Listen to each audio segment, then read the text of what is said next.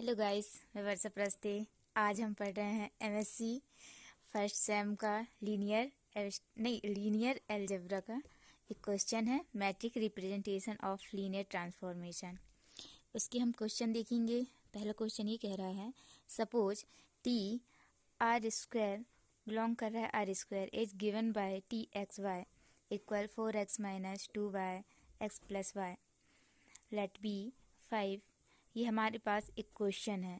सबसे पहले हमें क्या करना रहता है, इसमें गिवन द इक्वेशन देना पड़ता है। गिवन द इक्वेशन हमारे पास क्या है, टी एक ट्रांसपोर्टेशन है जिसमें से एक्स और वाई एक फंक्शन है, 4x माइनस 2y और x प्लस वाई।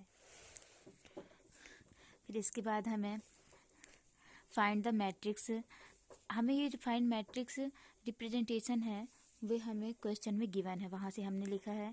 इसके बाद फाइंड द मैट्रिक रिप्रेजेंटेशन। हमें मैट्रिक्स रिप्रेजेंटेशन करने के लिए हम सपोज करते हैं मैट्रिक्स क्या मानते हैं, अल्फ़ा 1 और अल्फ़ा 2 हमने मान लिया। इसके बाद हमने x का मान 5 रखा और y का मान 3 रखा। इसमें मान पुट करने पर हमारा जो टी अल्फ़ा 1 का मान 14 आया। इसके बाद सेम टी अल्फ़ा 2 के लिए किया।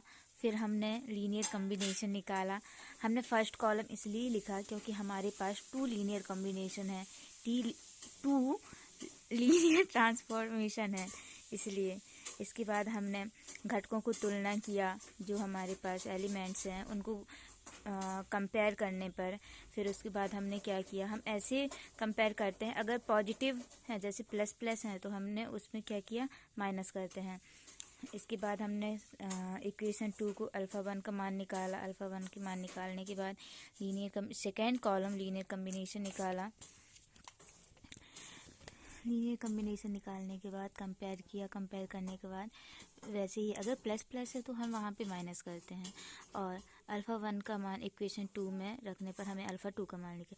सबसे मेन हमें क्या करना रहता है अल्फ़ा 1 और अल्फ़ा 2 का मान निकालते हैं और फिर हम final basic of R2 the matrix representation मिल जाता है। Thank you.